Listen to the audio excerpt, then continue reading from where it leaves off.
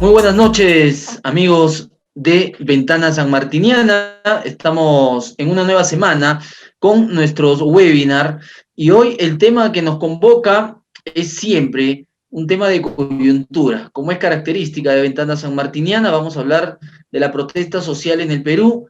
Hace unos días, a nivel nacional, ha habido un paro en el transporte y todo eso ha generado diferentes sensaciones, diferentes opiniones, diferentes decisiones y que sin lugar a dudas la población se ha visto afectada y diferentes sectores también en el país, no solamente en la pandemia, sino también hay otros temas que nosotros deberíamos de tener en analizar y resolver. Y hoy lo vamos a hacer. En Ventana Sanmartiniana, soy Eric Lazarte y estoy en la conducción al lado de Lorena Nova. ¿Cómo estás, Lorena? Buenas noches. Hola Eric, ¿cómo estás? Y le damos la bienvenida a nuestros invitados y también la bienvenida a nuestros espectadores que nos están siguiendo a través de la multiplataforma de la Universidad San Martín de Porres. Hoy se va a dilucidar, además de lo que indica nuestra Constitución Política del Perú, las entidades de justicia en nuestra región, cómo es que observan las movilizaciones, paralizaciones y los conflictos que se generan durante las protestas sociales en nuestro país. Bien, vamos a iniciar con nuestro webinar. Atentos todos a las exposiciones de nuestros invitados para que puedan formular sus interrogantes. Damos la bienvenida al doctor Jaime Mujica Calderón, director universitario. Doctor, buenas noches y bienvenido. Buenas noches a todos los participantes. Buenas noches al doctor Enrique Blanco, al doctor Johnny Cáceres, la doctora Rosario Lozada. Yo creo que para nadie es ajeno un problema que estamos viviendo ahora y que se está agudizando cada vez más y que todavía no tenemos una idea de cuál va a ser el nivel al cual va a llegar. Hablaba Lorena de que la semana pasada los camioneros protestaron bloqueando las carreteras, recurriendo a su derecho que tienen de reunirse, pero yendo contra la Constitución en el derecho que tenemos los peruanos de circular. Arequipa es la principal cuenca lechera, 1 millón de litros de leche producimos diarios y lógicamente que la pérdida fue de cerca de 5 días. El gobierno esperó el 5.º día para dar la solución que pudo darla antes de que se dé el conflicto. Entonces, para nosotros es un poco preocupante lo que está pasando en el Perú, porque no solo estamos agobiados por una crisis sanitaria, por una crisis económica, sino creo que los peruanos hemos perdido la fe. Y hemos perdido la fe en nuestras autoridades. Lamentablemente, el común denominador, yo creo, de quienes nos gobiernan, es una mentira institucionalizada. Y no solo eso, hemos visto que nosotros no solo tenemos un Estado incapaz, sino también tenemos un Estado corrupto. Y frente a ello, en una situación de crisis de esta naturaleza, necesitamos una luz. Necesitamos que asuma la conducción de un grupo realmente en una situación tan crítica como la que estamos viviendo. Yo creo que ni en la guerra con Chile tuvimos realmente una situación que se reflejara con tantas aristas y tan graves para los peruanos. Porque acá no solo es el problema económico donde no veo luz, porque definitivamente siendo un país de mucho potencial, pues sencillamente el gobierno, a través de las propias medidas que va dando, va contribuyendo a que realmente no se reactive el aparato empresarial, que es quien en última instancia va a generar trabajo. Ha llegado al extremo de prohibir que los privados traigan vacunas, cuando el Estado es incapaz de hacerlo. Hemos visto realmente que no tiene la capacidad, y lógicamente cuando la gente pierde la fe, es cuando realmente vienen los desbordes. Y si bien los derechos humanos garantizan realmente y la Constitución política el derecho a reunirse y a protestar, ¿hasta qué punto vamos a ser capaces de poder controlar lo que realmente se viene? Nosotros hemos querido realmente analizar un poco hoy día y a través de personajes que creo que se han caracterizado no solo por hoy en la trayectoria profesional impecable, sino porque creo que ellos sí sienten lo que es, y son conscientes de lo que nos está pasando. El general Blanco, de muy agradable recordación en Arequipa, creo que él mismo participó cuando fue general, a pesar que tiene el rostro muy adusto y una cara de malo, pero creo que fue uno de los policías que más se recordó en Arequipa porque él mismo participaba de la seguridad ciudadana y de todos los problemas que había. Ni qué hablar del doctor Johnny Cáceres, expresidente de la Corte, un magistrado intachable, igual que la doctora Rosario Lozada del Ministerio Público. Pero va a llegar el momento que de repente van a tener que ellos decidir lo que va pasando en el Perú. Entonces lo que hemos querido es en este evento analizar un poco esto y ver realmente cuál es el escenario que se viene y cuál sería el comportamiento realmente de quienes serían los encargados de detener este tipo de desvanes que ojalá no lleguemos a que no lleguen a ocurrir. Bien, les agradezco y Lorena, puedes continuar con la conducción y les doy la bienvenida realmente y ojalá tengamos luces, por lo menos en este programa. Muchas gracias, doctor Jaime, por las palabras de introducción.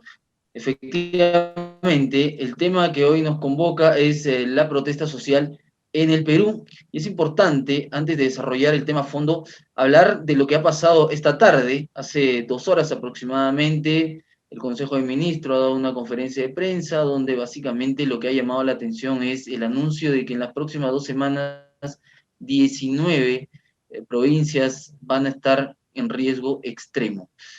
Vamos a tener entonces semanas difíciles, no solamente son el tema de la pandemia, sino también las protestas, es lo que nosotros ahora vamos a analizar. Quiero dar la bienvenida al doctor Jaime Cáceres Valencia. Él nos va a hablar sobre las consecuencias penales de la protesta social y recordarles que el doctor Cáceres es expresidente de la Corte Superior de Justicia de Arequipa y expresidente de la ODECU. Adelante, doctor Cáceres, el tiempo es suyo. Muchas gracias, buenas noches, Eric. También para rectificarte, no soy Jaime, Johnny Cáceres.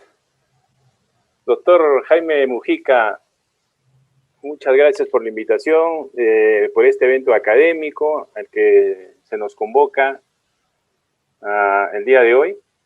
General Blanco, un saludo nuevamente, verlo es grato, después de haber trabajado juntos en algún momento, coordinando precisamente con algunas acciones de violencia que se presentaron aquí en Arequipa y se fue trabajando con éxito, entiendo. Y la doctora Lozada, Rosario Lozada, fiscal provincial también, que siempre involucrada en temas vinculantes al tema que estamos tratando el día de hoy. Qué buena proyección que se ha tenido por parte de la universidad de tratar un tema que es sumamente trascendental, el tema de la protesta social, ¿no? Nosotros veíamos, y esto como para poderles poner una anécdota reciente, en alguna conferencia virtual que hemos tenido con algunos profesores de España, nos decían, en el Perú es muy fácil modificar una norma, es muy fácil modificar la Constitución, basta que salgas a la calle, tranques la carretera y simplemente te van a dar la razón. Y eso es lo que más o menos se entiende fuera de nosotros, ¿no? Pero ¿por qué sucede esto? Este derecho, llamado así, derecho a protestar del ciudadano, que avisora, percibe que se presentan injusticias. ¿Es realmente este un derecho a protestar? Si hablamos jurídicamente, podemos decir que existe ese derecho a la protesta, pero ese derecho a la protesta no está consagrado constitucionalmente. Lamentablemente no tenemos una norma constitucional expresa que así lo determine. Nos abocamos a interpretación del precisamente lo que mencionaba el doctor Mujica, el derecho a la reunión, el derecho a la libertad de expresión que tiene, el derecho a la huelga, que está consagrado constitucionalmente, ¿no? Esos derechos, sobre todo el derecho al expresarse libremente, consagran dentro de él el hecho de que pueda manifestar mi protesta, mi reclamo, para que se pueda corregir una injusticia que a nivel colectivo entiende el común de las personas.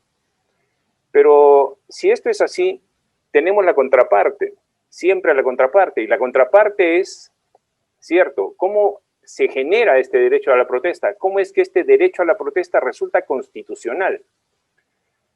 Tenemos que, como reitero, dentro del ámbito internacional, se entiende que ya la Corte Interamericana de Derechos Humanos, o la Comisión propiamente Interamericana de Derechos Humanos, ha establecido que existe ese derecho a la protesta, pero desgregado o interpretado, si quieren, desmembrado de lo que es el derecho a la libertad de expresión y al derecho a la reunión. Esto también conlleva a que en estos tratados internacionales tampoco expresamente se ha determinado el derecho a la protesta. O sea, ahí hay una omisión, simplemente que o no nos dimos cuenta, no queremos ponerla, los estados no están con la voluntad de poder de repente legislar esto, porque es un tema sumamente delicado, ¿no? ¿Cómo es que protestamos, pues, en la calle? ¿Por qué es que uno sale a gritar a la calle o sale a manifestar su desazón con alguna injusticia que considera el colectivo? No tengo agua en mi comunidad y a pesar de que en mi comunidad he tenido muchos mesas de diálogo, he tenido de repente muchas reuniones con las autoridades, nunca hicieron caso. ¿Qué es el común denominador de esto, ¿no? ¿Qué es lo que tiene que hacer esa comunidad? No le queda otra sino que manifestarse. ¿Y cómo se manifiesta? Se manifiesta a través de este derecho que debe tener y debe estar consagrado constitucionalmente, el derecho a la protesta, más aún no está así, ¿no? Pero felizmente nuestros tribunales, sobre todo el Tribunal Constitucional, que es el que nos rige a nivel constitucional, ha establecido en una sentencia reciente, en una sentencia que es sumamente importante, en el expediente 009-2018, respecto a un proceso de inconstitucionalidad del artículo 200 del Código Penal respecto al delito de extorsión, ha plasmado claramente que existe el derecho a la protesta. Esto quiere decir que ya existe constitucionalmente establecido así por interpretación del Tribunal Constitucional el derecho a la protesta, como un derecho autónomo. Ciertamente, algunos de sus componentes del Tribunal Constitucional disienten de alguna forma con que se trata de un derecho autónomo. Más aún viene de la interpretación de que se trata de un derecho a la libertad de expresión, a la libertad de reunión, etcétera, pero que tiene consagración constitucional, amparada en el artículo 3 de la propia Constitución, que no necesariamente tiene que ser expreso, ¿no?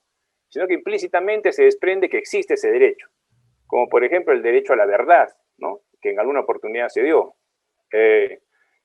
Y eso es así, ¿no? Si tenemos el marco normativo, como estamos hablando, ese marco normativo de que sí existe el derecho a que la gente o la comunidad proteste, ¿sí?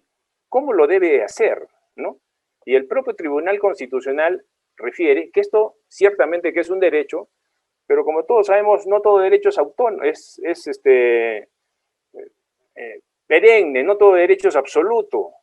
Siempre hay derechos, incluso fundamentales, que se relativizan. No hay derecho absoluto, ni siquiera la vida es un derecho absoluto, ¿no? Porque existe la pena de muerte en la Constitución. Entonces, si esto es así y existe el derecho a la protesta, que es un derecho constitucional ya establecido por el Tribunal Constitucional, ¿qué límites tiene?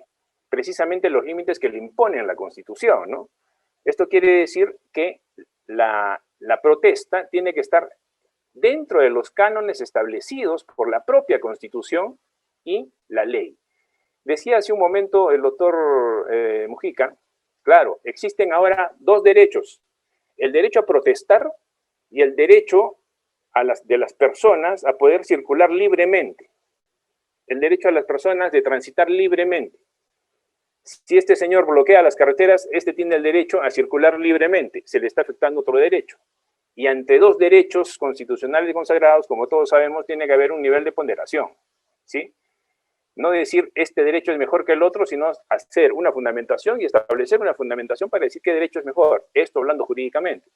Es por eso que nos lleva para tener una idea clara respecto a la protesta social en el Perú, establecer lo siguiente. Ante esto, que ya viene con raigambre constitucional, ya he explicado brevemente, ¿qué es lo que pasa a nivel ordinario? Si bajamos a nivel ordinario, esto quiere decir a nivel de legislación, si existe la protesta, ya así consagrada, ¿cómo solucionamos eso? ¿Qué hace el Estado para regular esto, ¿no? ¿Qué hace el Estado? Lo que notamos nosotros es que lamentablemente el Estado está tratando de criminalizar la protesta, ¿no? Criminalizar la protesta. ¿Qué significa criminalizar la protesta? Ciertamente, estos límites son ya desmedidos. La propia ley establece conductas punitivas muy severas. Modifican las normas para poder endurecer las penas. Crean figuras jurídicas o conductas punitivas, ¿cierto?, para poder establecer que ante este temor que se le tiene al derecho penal, la comunidad, la colectividad se abstenga, ¿no? Se abstenga de poder reclamar, perturbar, entorpecer, etcétera, cuando es su derecho, ¿no? Pero entonces, si decimos que tiene un límite, ¿cuáles son esos límites que tienen que estar desarrollados? No se han desarrollado. Entonces, la solución que se le da por el Estado, creemos nosotros que no es la adecuada en el sentido de sobrecriminalizar conductas o criminalizar la protesta social. Quiere decir esto que finalmente, ¿quién va a solucionar el conflicto que se presenta entre las personas que están reclamando agua y el Estado que debe atender ese pedido? ¿Quién es? No vaya a ser el Poder Judicial, pues, y es así, es el Poder Judicial el que tiene que resolver esto. ¿Por qué? Porque judicializamos la protesta social, cuando esto no debe de ser así, no debe de llegar ahí. La gran herramienta que tiene el Estado de poder, por decir un término, arreglar conductas, es decir, que estén de acuerdo a lo que dice el orden público, es lamentablemente el Código Penal. Mientras más conductas penales pongas, más miedo debe tener la gente, ¿no? Y ese poder disuasivo generalmente no se cumple, no se cumple. Pero ¿qué sucede?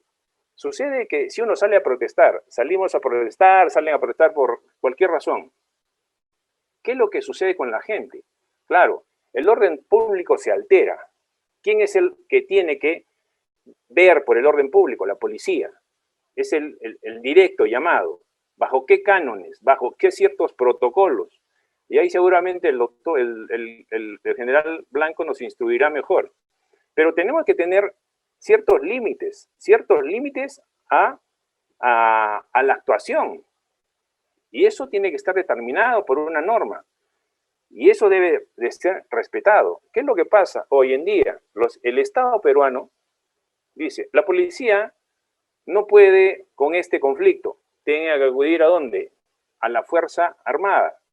O sea, los militares tienen que, de alguna forma, coadyuvar también. Y eso es desnaturalizar la función que tiene la propia Fuerza Armada. Pero se da de esa manera, ¿se dan cuenta? Entonces, nuestras conductas, ¿qué sucede? Cuando salen a reclamar a la calle, cuando salen en colectivo, se les impune. Y ahora viene el hecho de que pueden ser, ¿qué consecuencias penales tienen? Tienen muchos delitos, tienen varios delitos. Y estos delitos, ¿qué es lo que ha pasado?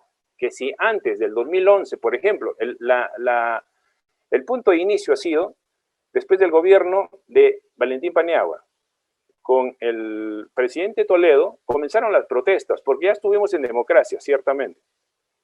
Pero como no se pudo controlar a nivel del Estado, la mejor opción que se tuvo es endurecer las penas, que penas estaban por disturbios, entiendo, en ese tiempo hasta 3 años o 2 años, hoy subieron a 6 años.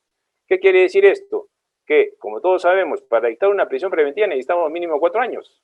Claro, hay que poner a todos estos delitos por encima de los 4 años, para que todos vayan detenidos.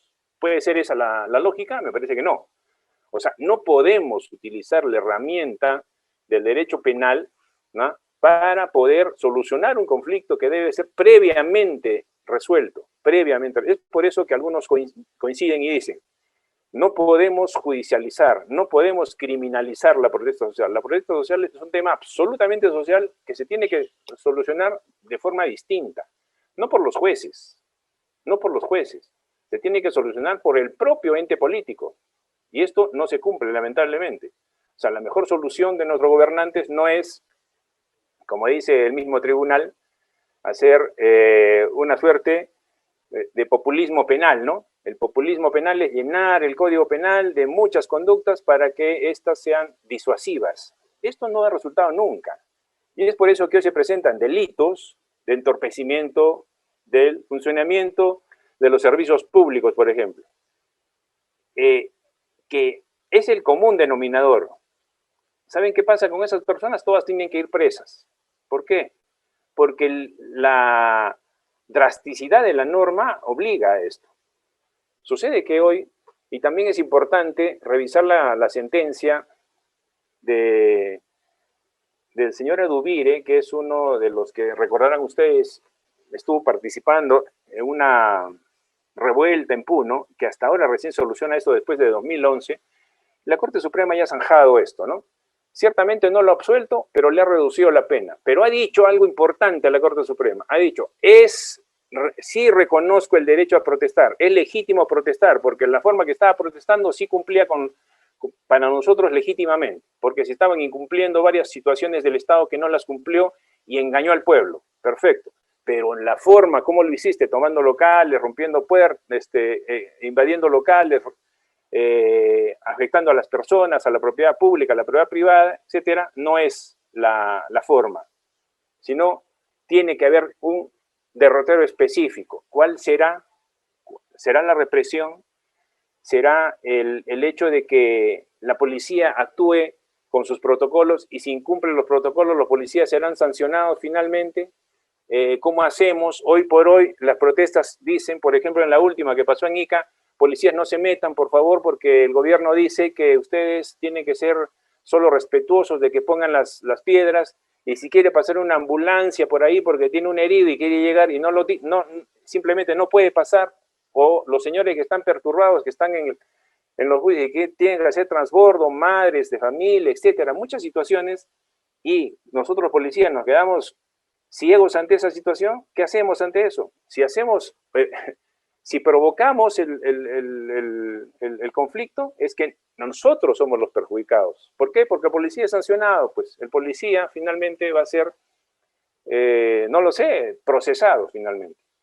Situaciones que se presentan así, tenemos que tener claro, y esto no se viene hoy, se va a venir porque ya viene el nuevo gobierno, seguramente se va a presentar muchas cosas. Necesitamos un ente político que realmente solucione los conflictos. No podemos decir existen 248 conflictos y no pasa nada. Tenemos que reforzar eso. Los políticos de hoy, los políticos que vayan a ingresar, los políticos que tengan, deben de tener esta preparación, deben ser capaces, los funcionarios deben ser capaces de solucionar el conflicto, de no engañar, no mentir, como les decía. El hecho de mentir se está convirtiendo en una conducta socialmente adecuada, que todo miente y no pasa nada. O sea, eso es imposible. Estamos en un país desnaturalizado. En el tema de valores estamos terribles. Pero, como les digo, no debemos judicializar eso. Finalmente, ¿quién responde por todos ellos? El juez. El juez soltó a los 25 porque no les encontró prueba, porque la conducta después es individual. Tenemos que encontrar la responsabilidad a cada uno de ellos. Y muchas veces teníamos en las conversaciones muy amables, como teníamos con el doctor, con el general Blanco, y esto es de lo que nos ha sucedido con ocasión del conflicto de Tía María, que se pudo llevar muy bien en Arequipa. En Arequipa no hubo un detenido, ¿ya? Se llevó el conflicto con una manera inteligente, conversando, policía, Ministerio Público y Poder Judicial, para ver qué hacíamos con estas personas. Simplemente le damos el derecho de protesta pacífico y se hizo en Arequipa, algo encomiable, y eso es bueno. ¿Pero esa es nuestra función? No, nosotros somos los ejecutores, que le hacíamos el favor al Estado, que el Estado no pudo realizarlo de esa manera. Entonces, yo creo que esta situación, en principio, no debemos de llegar a la criminalización de la protesta. Ya hemos dicho, la protesta es un derecho constitucional, fundamental, ya establecido así. Tenemos que buscar los cánones específicos para poder llegar a solucionar el conflicto antes de que llegue a la aplicación del proceso penal. Tengo el tiempo en exceso, creo, estaría para hablar de más, pero quiero cumplir por respeto a todos los participantes. Muchas gracias.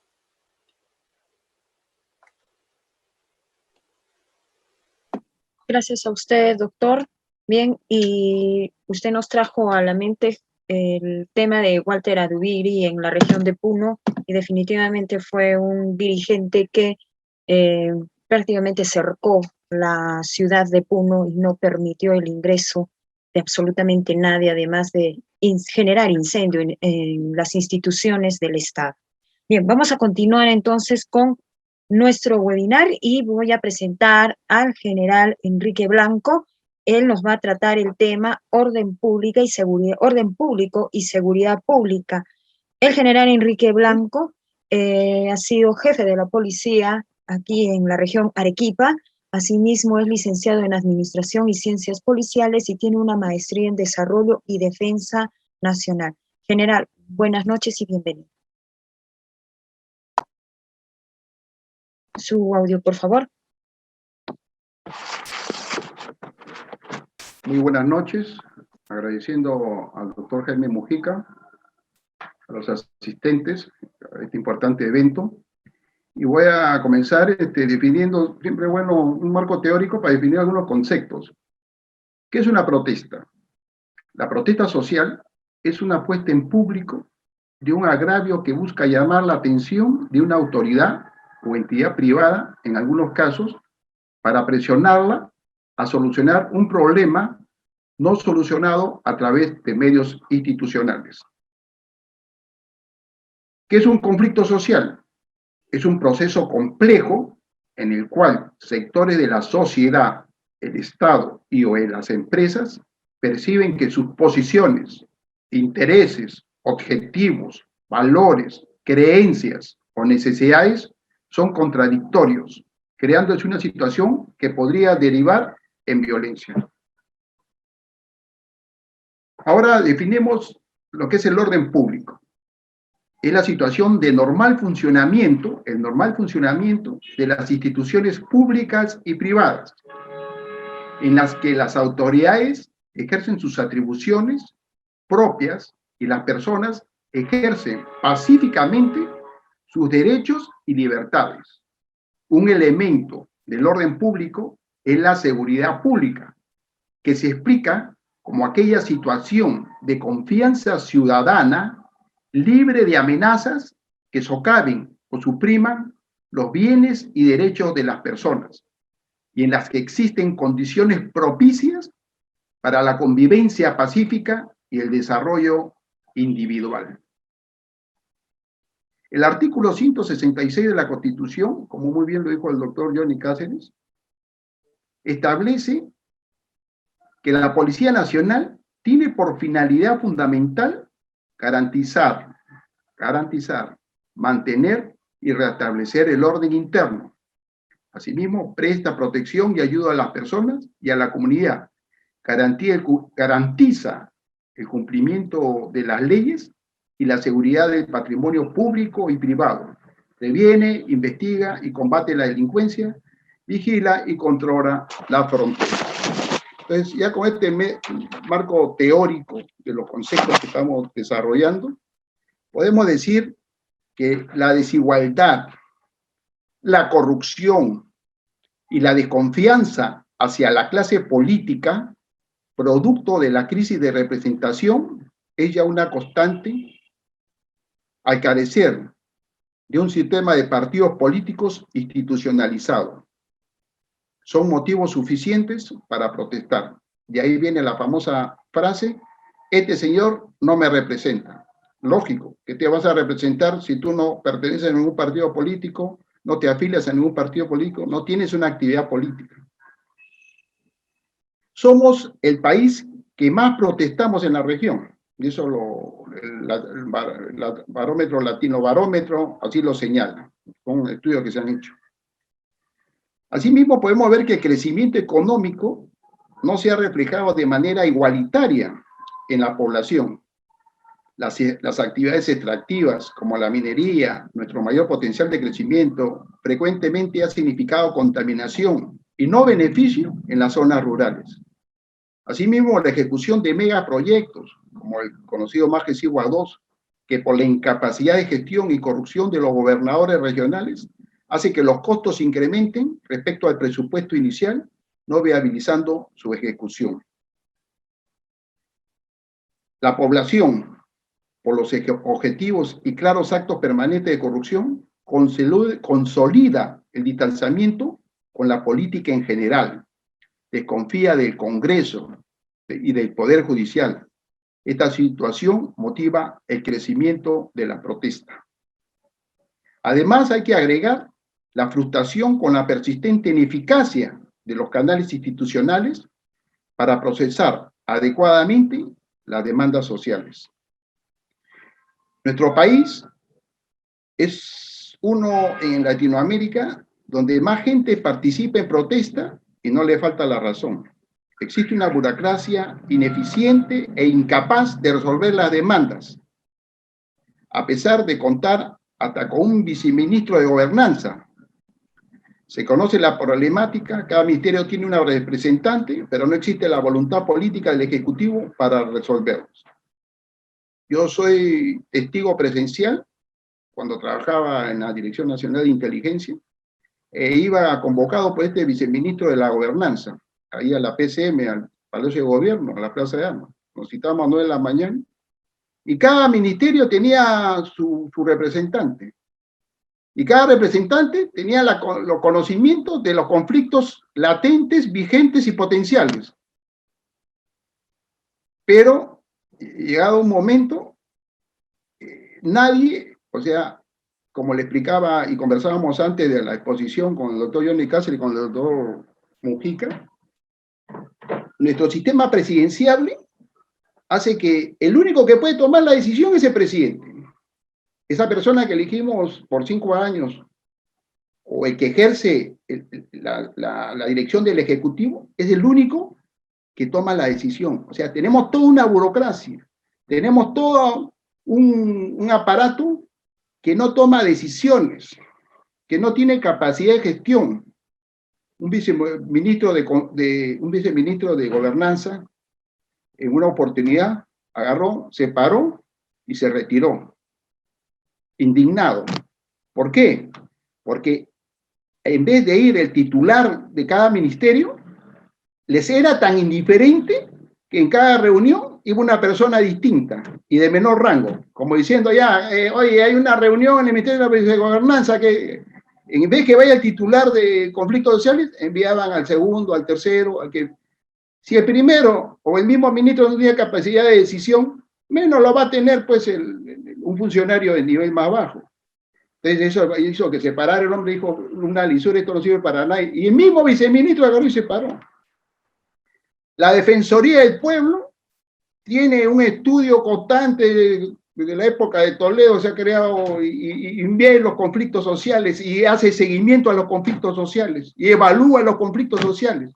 Y ve que esos conflictos sociales tienen problemas de relave, problemas de abuso, de invasión de tierras, que pueden ser solucionados, pero por la incapacidad y falta de gestión, lamentablemente no se soluciona. El mismo Ministerio Público también tiene, hace un seguimiento y tiene todo un estudio, porque en el Perú para los estudios nadie nos gana. Y somos buenos, somos capaces, tenemos la solución a los problemas, pero por intereses personales y sobre todo por intereses de corrupción, no, el presidente no decide qué, es el único que puede decidir y a veces no decide. Yo me acuerdo, justo hicimos un buen trabajo con el doctor Johnny Cáceres y con el doctor Hugo Ramos, cuando era presidente de la Junta Fiscal, el doctor Johnny Cáceres, era presidente, y él todos los meses nos reunía a los operadores de justicia, y bajo su batuta, claro, cada uno con su autonomía, cada uno con su función, decía, evaluemos, vemos qué pasó, y veíamos diferentes, no solo casos de protesta social, de conflictos sociales, veíamos cosas de, me decía, por ejemplo, el doctor Cáceres, una oportunidad, hoy me han ordenado de la Corte de Lima que tenemos que implementar las comisarías y de dónde hacemos la denuncia para las mujeres, y yo, doctor, no hay ningún problema, lo hacemos y ponemos tal lugar, habilitamos tal, porque ese es uno tiene que tomar decisiones, el funcionario público tiene que tomar decisiones, el funcionario público no puede estar solamente viendo sus intereses personales, ¿no? o viendo, no, yo voy a esperar que sea promovido, yo voy a esperar, mejor no opino nada, no digo nada, me quedo callado, dejar hacer, dejar pasar. No, el funcionario público tiene que tomar decisiones.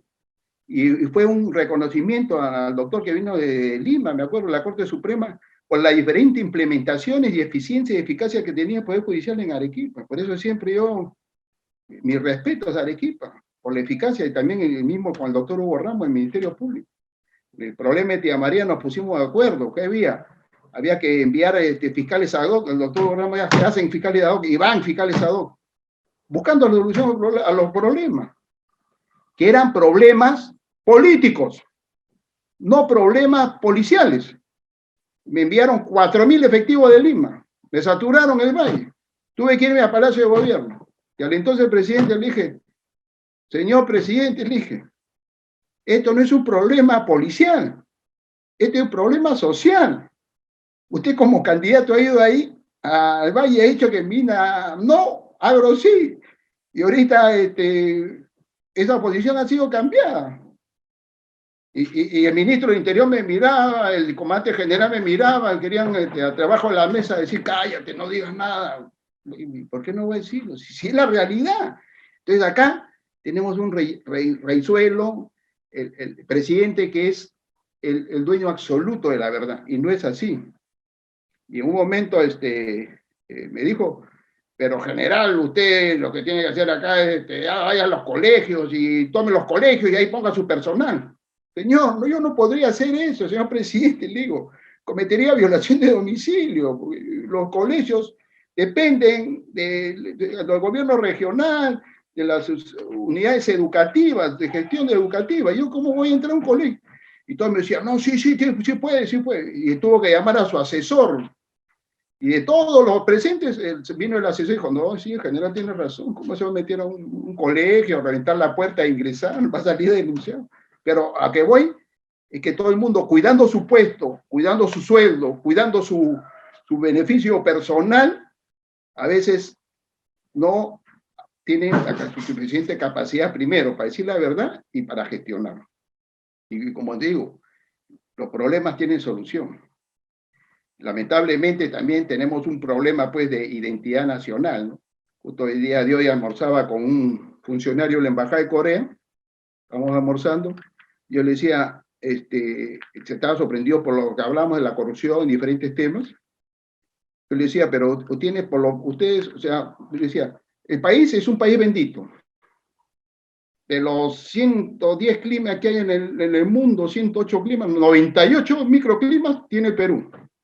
Tenemos mar, tenemos costa, tenemos sierra, tenemos selva, jungla.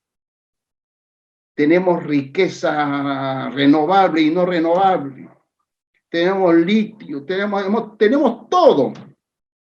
Pero ¿sabe qué nos falta? Y de repente ha sido ahí nuestro error histórico, identidad nacional. Nos falta amor al Perú. No tenemos amor al Perú. Y peor aún que ahora que se ha quitado ese curso de educación cívica donde nos enseñaban valores. Y no le digo yo, ustedes vean cuando a veces entrevistan a los jóvenes, les preguntan sobre los héroes nacionales y hablan cualquier tontería, no les interesa, no saben. Entonces, si no hay identidad nacional, es difícil pues, identificarse. El Perú debería ser, por su migración, porque a diferencia de ellos, pues, ¿no? En Corea es una sola etnia, es una sola raza, tienen los mismos vínculos, las mismas costumbres. Nosotros no. Nosotros somos, primero hay que comprender que somos multiétnicos. No somos una sola nación. Somos varias naciones encerrados en un territorio que se llama Perú. Y ese es de la época pre-inca.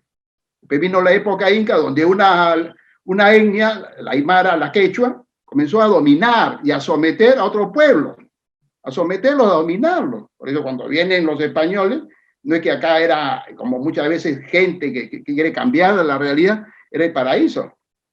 No, porque todos tenían que trabajar para pagar tributo al Inca y cosas por el estilo.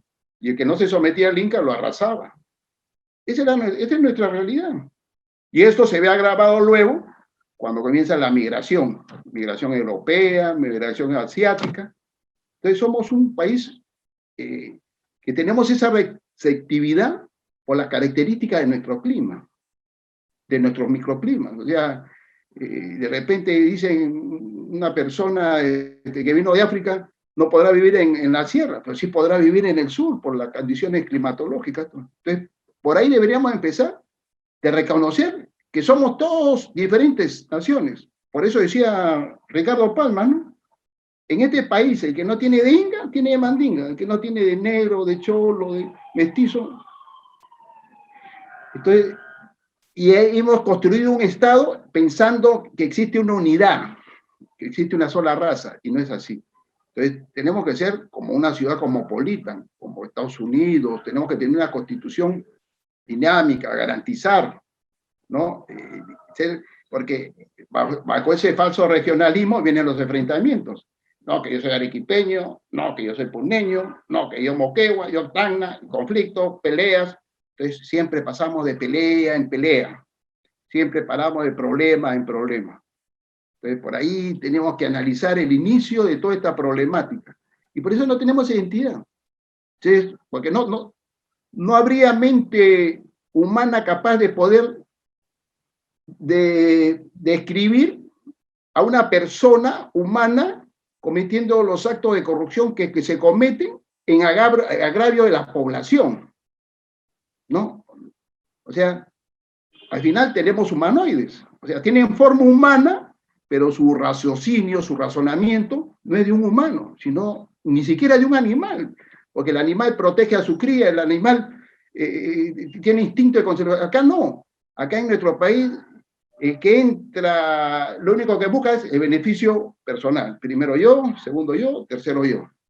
Y si yo, como funcionario, para permanecer en el puesto y no me renuevan, me quedo callado, me quedo callado. Y si pasa lo que pasa, y si puedo ser cómplice, también soy cómplice.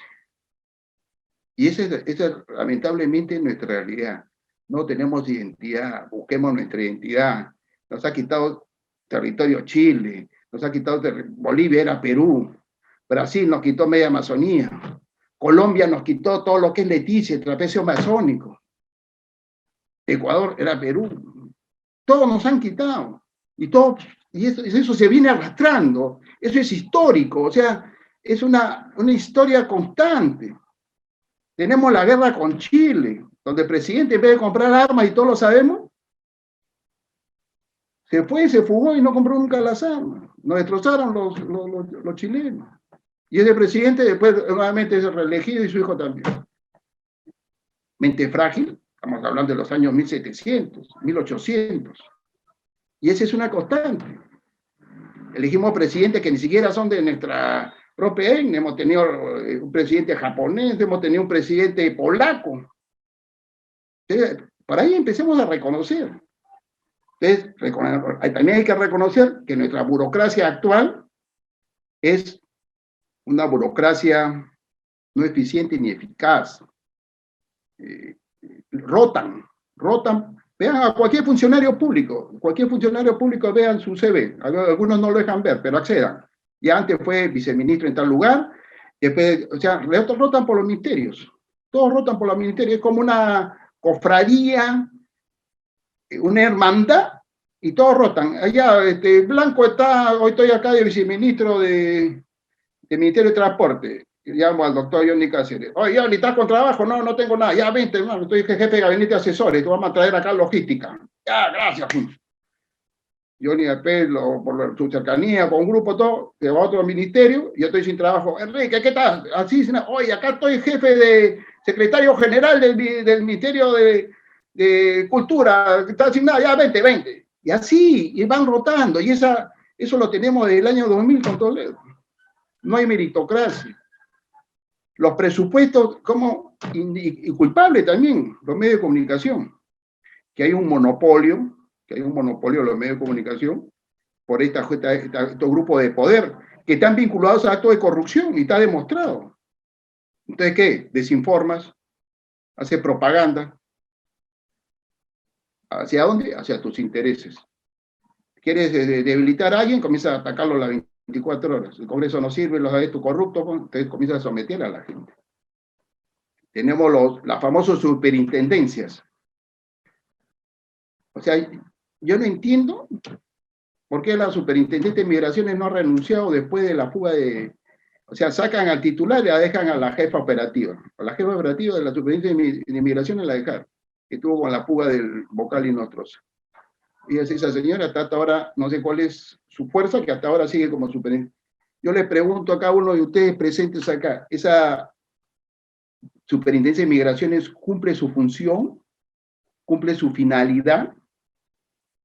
Hoy viajo a la selva, yo me voy a cualquier pueblo de la selva y encuentro migración, hay que decirlo con su nombre, venezolanos en todos sitios. Tú te vas al lugar más recóndito donde puedas pensar en encontrar venezolanos, no hay un control migratorio. Ecuador ha sido vivo y dice, ya, ustedes pasan por acá, entran a Perú, pero no se quedan. Entonces, cuando tú tienes... Y eso está normado, ¿no? Está normado, no es que hay que dar nuevas leyes, que salen los candidatos, yo apenas sea presidente, al día siguiente voto a todos. No, eso está normado, se puede hacer, pero no lo quieren hacer. Así de simple. Si yo, extranjero, yo, Enrique Blanco, me voy a Estados Unidos, cometo una infracción, ingreso con mi visa, primero tengo que tener visa, autorizado, me controlan, cometo una infracción o pego un policía, lo primero que hace, luego de cumplir mi pena, agarran, me suben a un avión y me deportan. ¿Sí o no? Acá no, acá matan, violan. El otro día me iba por la Panamericana Norte, estaba por el peaje de Besique, por Chimbote. Y la policía de carreteras controlaba a los peruanos por la emergencia sanitaria, donde va todo. Vino un tráiler, como con 20 ciudadanos venezolanos, antes de pasar el peaje, bajaron los venezolanos, pasaron caminando el peaje, pasó el tráiler, subieron y abordaron y continuaron su viaje. Yo tuve que llamar al director de inteligencia de la Digimin. Dice, oye, ¿cómo es posible esto? O sea, el peruano lo controla todo y los venezolanos ingresan sin permiso, sin pase. O sea, ¿en qué país vivimos? Entonces, qué fácil. Agarra usted su tarjeta, si está bien, yo puedo ingresar a cualquier territorio por el Mercosur, país andino, solamente con mi DNI. Puedo ir a Brasil, a cualquier cosa. No necesito pasaporte, no necesito visa. Pero tengo que registrarme e ingresar. Y tengo que tener mi ingreso. Y me van a decir por cuántos días o por cuántos meses me han dado mi permanencia en el Perú. Entonces, si eso está vencido, no lo tengo, junto a toda esa gente, le hago un documento y en menos de 24 horas lo subo a un bus, un avión militar, un avión de la policía, y lo llevan a su país, pues. ¿Lo hace? No lo hace. Pero si un 1 o un 2 de enero, creo, esa señora estaba mandando felicitaciones a la Revolución Cubana por su aniversario. Todo. Entonces, ideología, tonterías. O sea, todo problema tiene solución. La idea simplemente es darle la solución al problema. Gracias por el tiempo. Muy bien, el agradecimiento para el general Enrique Blanco, que nos ha hecho recordar el curso de educación cívica que efectivamente hace muchos años se llevaba en los colegios y que debe volver. Considero que es algo más que necesario en estos momentos. Continuamos nosotros con el programa para el día de hoy y quiero presentar a la doctora María del Rosario Lozada Sotomayor, fiscal del Ministerio Público, y ella nos va a hablar sobre los conflictos en la protesta social. Antes de cederle la palabra, recordamos a las personas que nos siguen a través de la página de USMP TV, a través de la página de la Universidad de San Martín de Porres, Filial Sur, y a través de nuestro canal de YouTube, que pueden compartir la transmisión y también pueden dejar sus preguntas en la plataforma. Doctora, adelante, el tiempo es suyo. Buenas noches con todos. Muchísimas gracias a la universidad por haberme invitado a participar en este evento. Bueno, voy a compartir con ustedes un pequeño PowerPoint que me parece necesario en este momento. ¿Están viendo bien el PowerPoint? Por favor. Sí, doctora. Muchísimas gracias. Sí, está correcto. Bueno, tengo que indicar que tanto el doctor Johnny Cáceres como el general Blanco han dicho muchas de las ideas que yo venía a esbozar el día de hoy. Sin embargo, no me voy a quedar con las ganas y también las voy a ir diciendo y cortando las que ya dijeron los anteriores expositores. En primer lugar, dado el tema que se me ha asignado, consideré importante establecer que era un conflicto social, ¿no? Pero primero, antes de establecer que era el conflicto social, en forma genérica queríamos establecer que era un conflicto. Y para ello tuvimos el concepto que nos ha dado la Defensoría del Pueblo. Y tenemos que un conflicto, en general, es inherente a la vida social en la medida que en cualquier colectivo humano siempre será posible encontrar diferencias de percepción o también opinión sobre cualquier asunto que competa a dos o más personas. La Defensoría del Pueblo también nos ha dicho que es el conflicto social, y como lo dijo el general Blanco, es un proceso complejo, ¿no? Que se da en grupos sociales, que se da en el Estado, que se dan en las empresas, que no siempre, pues, sus objetivos, sus intereses van a ser compatibles, y que por no ser compatibles se puede generar o que puede derivar en violencia. También consideramos importante establecer, para después llegar a la protesta social, de la que todos hemos hablado, que existen multiplicidad de actores en el conflicto, como las organizaciones sociales, ¿no? Tenemos, por ejemplo, las comunidades, los gremios profesionales, las organizaciones sociales de base, ¿no? Y que han generado además protestas, y muchos casos se han dado también, algunos se han judicializado, algunos de estos hechos que han nacido de estas organizaciones sociales. También tenemos al Estado, ¿no?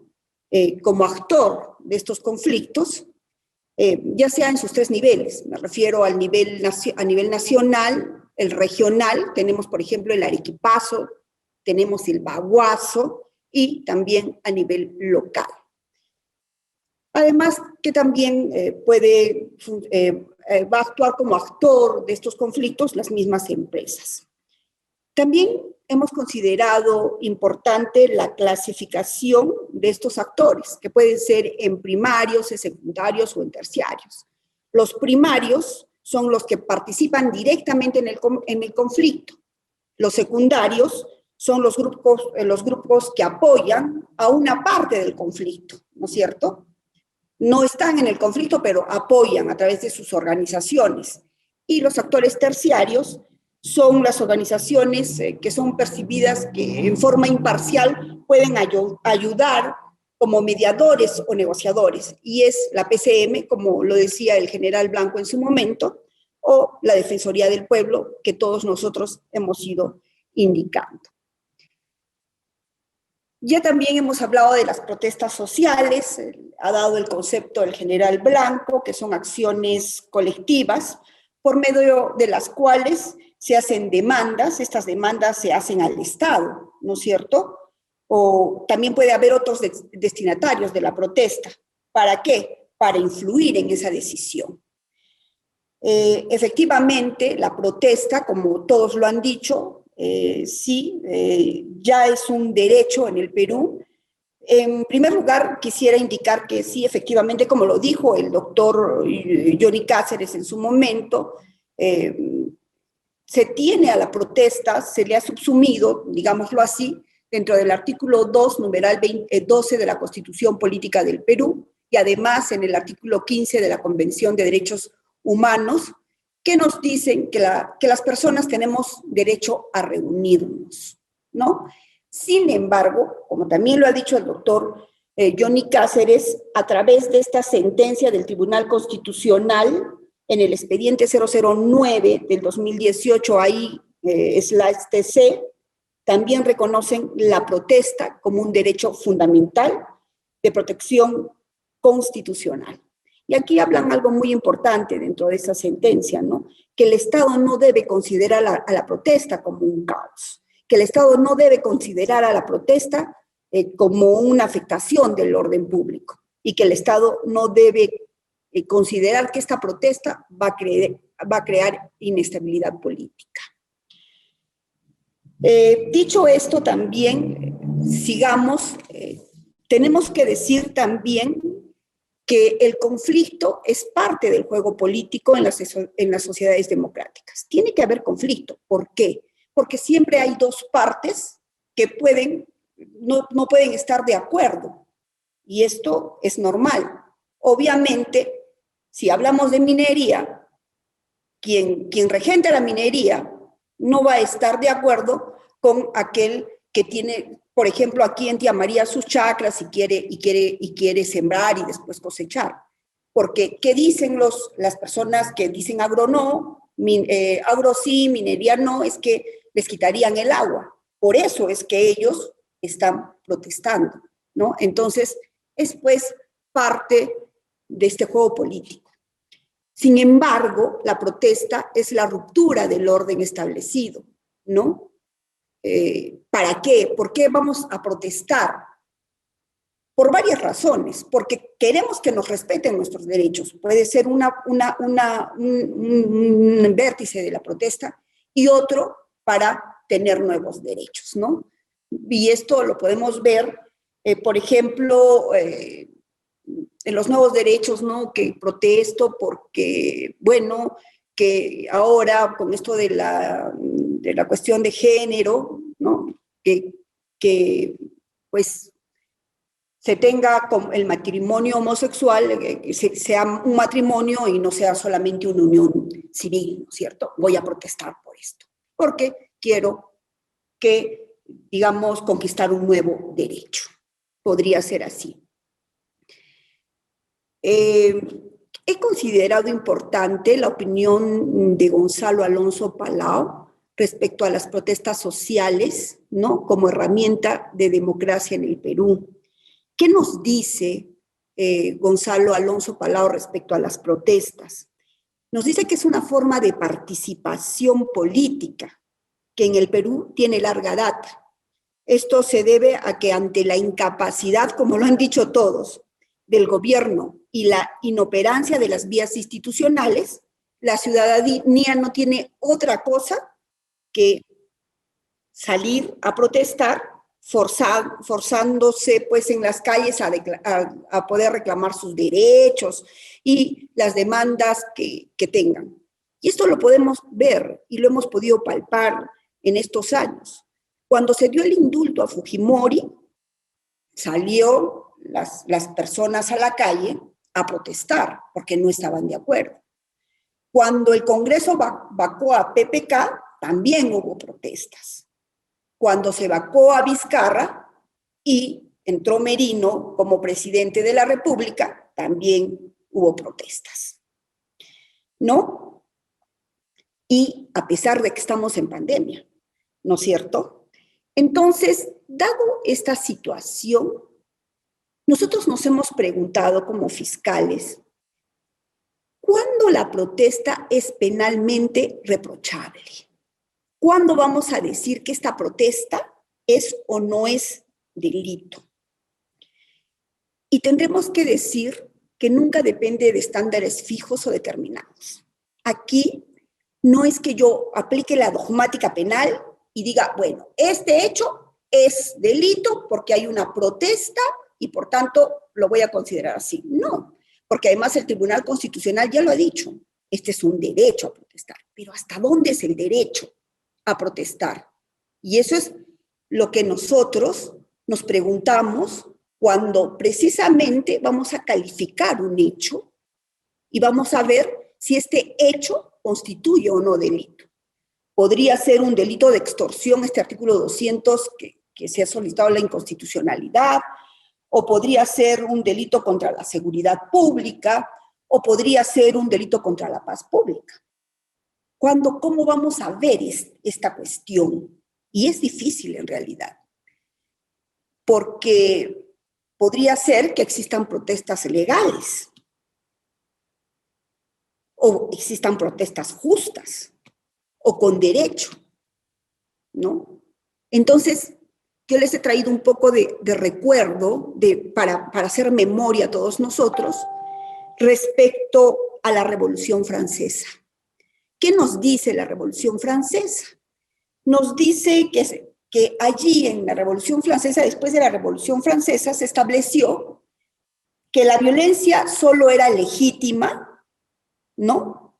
Si en realidad la ejercía el Estado a través de sus funcionarios públicos. Yo me imagino si la ejercía, por ejemplo, la Policía Nacional, era legítima la violencia.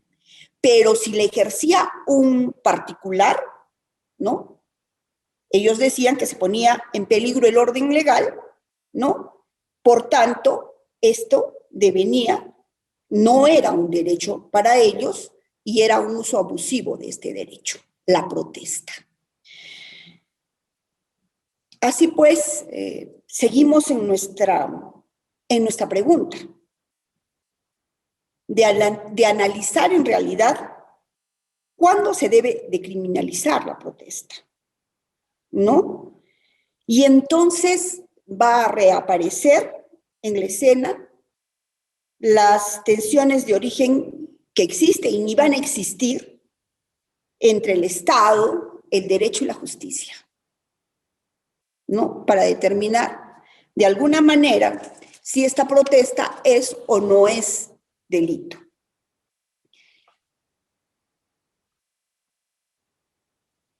Ahora bien, además de que ha reconocido a la protesta como derecho el Tribunal Constitucional, y en el caso Baguazo fue también que se reconoció en una sentencia larguísima, que además fue,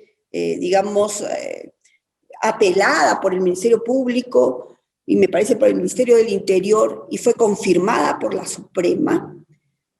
También tenemos que en el artículo 28 de la Constitución se reconoce el derecho a la sindicalización, a la negociación colectiva y también a la huelga. ¿Y cómo voy a hacer huelga? Voy a protestar. Muy bien. Y si voy a protestar, me pregunto yo, ¿esta protesta tendrá que ser violenta o tendrá que ser pacífica? Si la protesta es violenta, ¿nosotros estaremos cometiendo delito? Son las preguntas que yo les hago a ustedes y que nosotros como fiscales también no las hacemos, porque esta situación no es pasiva. Yo les cuento como experiencia, nosotros hemos estado afrontando el paro nacional que empezó el 15 de marzo. Antes del paro, como es de costumbre y de rigor, tuvimos una reunión con el general Sanabria, jefe ahora de la región, de la 11ª región, a efecto de establecer algunos parámetros para la intervención. Ustedes saben que también hay un protocolo de intervención de la Policía Nacional para estos casos de protesta. En primer lugar, los policías tienen que llevar su marbete, donde se establezca su nombre, ¿no? Para poderlos identificar claramente. Adicionalmente, tenemos que saber qué armas llevan, ¿no? Si van a llevar armas, qué sé yo, esto el general Blanco nos explicaría largamente y mejor este protocolo, ¿no? También tenemos que establecer qué armas llevan. Obviamente, porque si hay una intervención de la policía, como la hubo, por ejemplo, en Lima, tenemos que establecer si llevaron o no llevaron armas, qué tipo de armas llevaron, ¿no? Entonces, tenemos protocolos que nos establecen cómo es que vamos a intervenir. Ahora, ¿por qué es que se archivan los casos? Es la pregunta también. ¿Se archivan porque no se subsumen dentro de los tipos penales o porque hay insuficientes elementos de convicción que vinculan a las personas con los hechos? Les cuento, retomando este paro, nosotros hemos tenido algo de 19 detenidos en la ciudad de Arequipa y todos han salido libres. Pero yo me preguntaba, ahora que estaba preparando un poco el poder conversar con ustedes, ¿qué hubiera pasado si el paro seguía?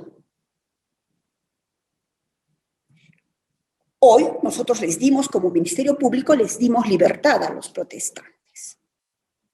Pero ¿qué hubiera pasado si el paro seguía y estos protestantes seguían bloqueando las vías. Y como lo dijo el doctor en su momento, Mujica, causando grave daño a los productores de leche de la cuenca lechera del sur. Si nos hubiéramos quedado como sociedad tranquilos al ver todos estos desmanes y no detener a nadie, o detener y soltar, ¿qué hubiera dicho la población? Fíjense cómo va cambiando la situación. Porque una cosa es que ya no hay el paro, yo lo puedo soltar, nadie me va a venir a cuestionar. Pero si sigue el paro, sí me pueden cuestionar. Entonces, es una situación, esto de los conflictos sociales y de las protestas, en realidad es una situación muy sensible, lo creemos así. Es cierto, los derechos humanos a través de los organismos internacionales nos han dicho que las protestas sociales constituyen una forma central de petición a la autoridad, como lo ha dicho el doctor Cáceres, ¿no? Que es una forma eficaz de expresión, nos ha dicho que es una forma de un canal de denuncias sobre vulneración y o violaciones de derechos humanos, nos han dicho todo ello. Pero también nos tendríamos que preguntar, ¿qué debemos privilegiar? ¿La libertad de tránsito o la libertad de expresión? Y también lo dijo el doctor Cáceres, la libertad de expresión, el derecho de reunión, el derecho de petición, ¿son derechos ilimitados? No lo son. No lo son. Entonces, aquí ya estamos en una situación complicada,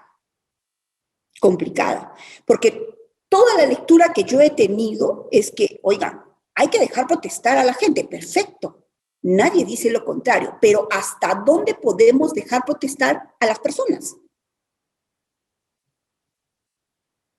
Y esto es lo que todos nos debemos de preguntar, ¿no es cierto?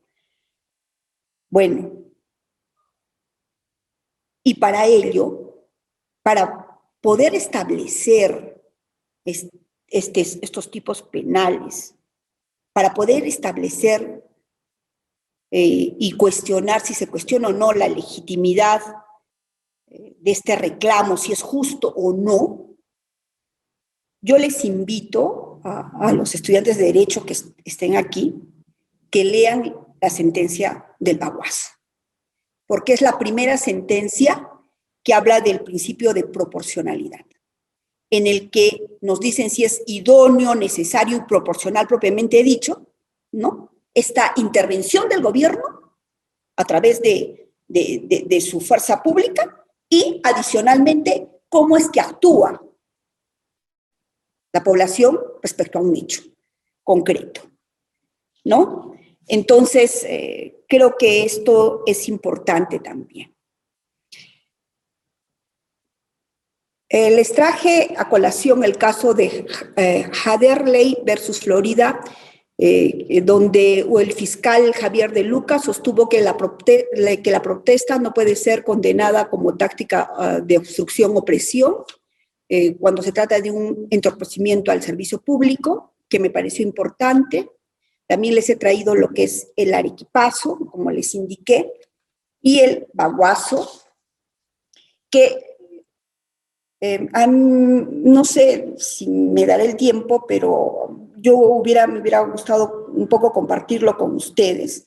¿Y cómo es que en este caso, por ejemplo, del baguazo, cuántas personas murieron? Murieron algo de 33 personas, 23 policías y 10 civiles. Tenemos me parece al mayor Bazán, mayor me parece que era su grado, desaparecido. Y es una sentencia absolutoria. Fíjense. Y es interesante, porque aquí el Estado, a través del gobierno de Alan García, ¿qué hizo? Dictó 2 decretos legislativos, ¿no? Porque, bueno, el Estado estuvo estos decretos legislativos en el contexto de la firma del Tratado de Libre Comercio con Estados Unidos. Y estos decretos legislativos, ¿qué decían? ¿No? Uno decía que la mitad de la población, de esta población, de estas comunidades nativas, podían decidir si vendía o no el terreno. Lo que no era, lo que en otras oportunidades, lo que en otra legislación decía que no, que todos tenían que estar de acuerdo, ¿no?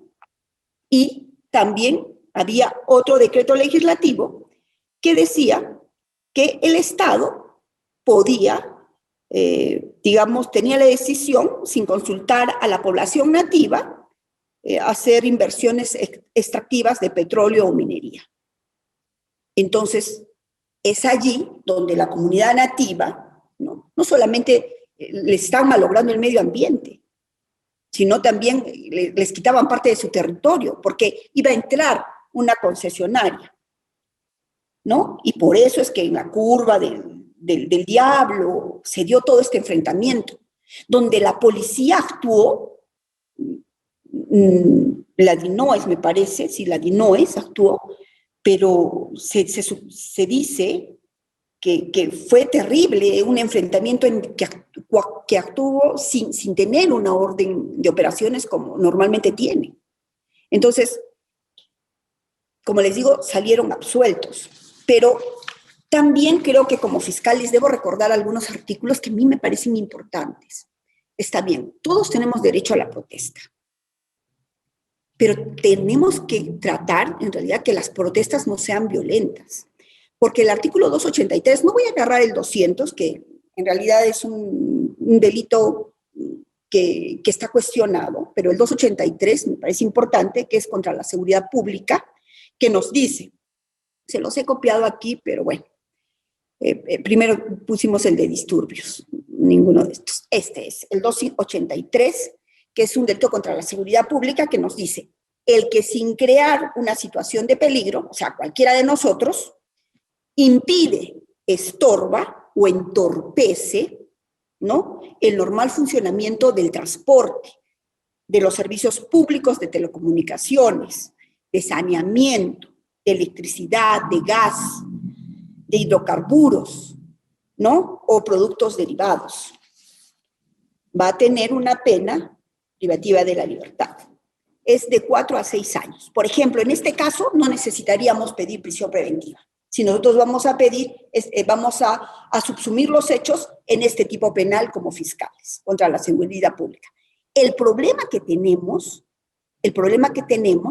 es que nosotros, ¿no?, tenemos que, en realidad, a través de los elementos de convicción, tenemos que poder establecer todos los elementos normativos del tipo penal, es decir, los elementos objetivos y los elementos subjetivos del tipo penal al que me refiero, ¿no? Es, por ejemplo, cualquier persona, podríamos no ser nosotros, impedimos, estorbamos o entorpecemos. Tendríamos que probar cualquiera de estos 3 verbos rectores, ¿no?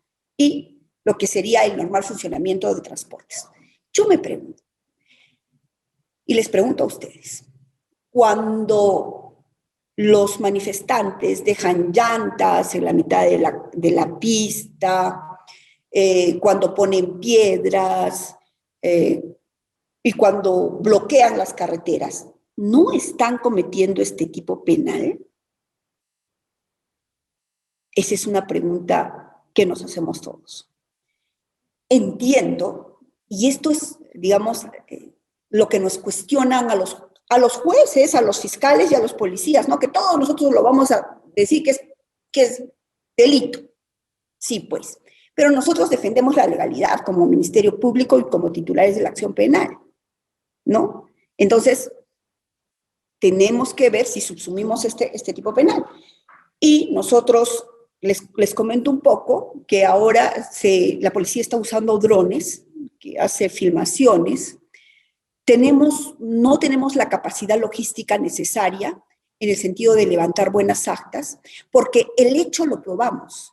El problema es poner a las personas en el sitio que cometen el delito, ¿no? Entonces, es importante. También, como Ministerio Público, es importante que nosotros les digamos que sí, efectivamente, nosotros creemos que las protestas sociales sí son válidas. y que el gobierno es el que tiene que actuar, pero tampoco podemos quedarnos con las manos cruzadas si se dan las protestas y simplemente resulta que tenemos todo un caos. Aunque ya sé que la sentencia del Tribunal Constitucional nos ha dicho, oye, la protesta no es un caos. Pero yo les pregunto, los que vivimos en la vida cotidiana, ¿no es un caos? Cuando se dio las protestas en época del año pasado, que tomaron las carreteras, podían salir de la playa Arequipa y de Arequipa a la playa y todo lo demás, no se podía, ¿no? Entonces, es bueno que sepamos estos artículos porque de todas maneras nos van a ayudar. Y el otro artículo, que es el 315, que es el de disturbios, que lo utiliza mucho la policía, pero que allí yo creo que digamos que la valla es más alta para la prueba, es el que en una reunión tumultuaria, tenemos que probar que ha habido una reunión tumultuaria, atenta contra la integridad física de las personas o atenta contra la integridad física de las personas o también mediante violencia causa grave daño a la propiedad pública o privada. El problema acá es el grave daño. Tenemos que probar el grave daño, ¿no? Entonces, está bien, es muy buena la línea de saber que las protestas en general es un derecho, está bien indicar ello, y porque hemos tenido protestas importantísimas en el Perú, en que se ha logrado grandes cambios, ¿no? Como la protesta de los chicos en plena pandemia, en la que se cambió un presidente. Claro, pero si nosotros estas protestas las utilizamos para causar grave daño a la propiedad pública o privada, o de lo contrario, digamos, entorpecer las vías y todo lo demás, creo que deberíamos de también con pinzas establecer, y que para eso estamos, si es o no delito. Y es importante. Y nosotros como binomio, la Policía Nacional y el Ministerio Público, tenemos que trabajar para los elementos de convicción a efecto de presentar al Poder Judicial casos realmente fuertes. Nosotros este año, de estos 19 detenidos, todos se han ido en libertad. Es cierto, falta realizar algunas diligencias, pero también consideramos que es importante que haya principio de autoridad. Eso es todo. Muchísimas gracias. Gracias a usted, doctora, por su participación. Bien, y vamos a iniciar ahora con las interrogantes. La primera interrogante es para el doctor Johnny Cáceres. Doctor, hay dos situaciones que, por ejemplo, usted mencionó el caso del Aymarazo en Puno, ¿no? Una situación por la cual Walter Adubiri, dirigente, luchaba contra la minera Santa Ana, en ese tiempo, en el año 2011. Y que terminó justamente por el incendio de diversas instituciones públicas y privadas, como SUNAT, aduanas, la gobernación, entre otras. El saqueo de instituciones privadas, ¿no? Y justamente esto se generó por el derecho a la protesta en contra de una compañía minera. Eso es uno. Y hay otro caso también muy extremo en la región de Puno, que en el año 2004 una turba de manifestantes lincharon al alcalde de la provincia del Collao y Lave, el alcalde Cirilo Robles, quien fue acusado por corrupción. Entonces, dentro de esta denominada protesta social que tiene carácter democrático, ¿no? ¿Cómo se puede llegar en estos dos casos a generar tanta violencia, a generar un conflicto tan grande entre ciudadanos al punto de asesinar a un alcalde, uno, y número dos, que siendo el dirigente Walter Adubiri, luego de esta protesta social denominada el Aymarazo, reciba, voy a decirlo de esta manera, reciba una retribución, convirtiéndose posteriormente en gobernador regional de Puno, ¿no? ¿Cómo podemos en este caso deslindar justamente este carácter democrático que se denomina la protesta social, amparado por la Constitución Política del Perú, pero que en sí el acto de las personas llega a desbordarse de tal manera. Doctor. A ver, gracias Ana, por la pregunta.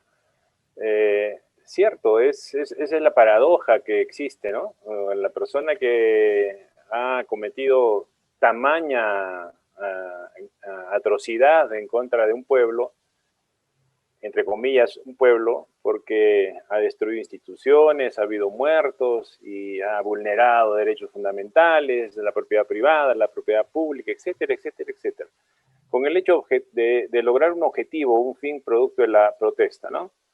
Es reconocido por el pueblo, el propio pueblo. O sea, estamos generando líderes violentos. Mientras el líder sea más violento, quiere decir que este líder va a alcanzar o va a lograr algo. Y eso está mal.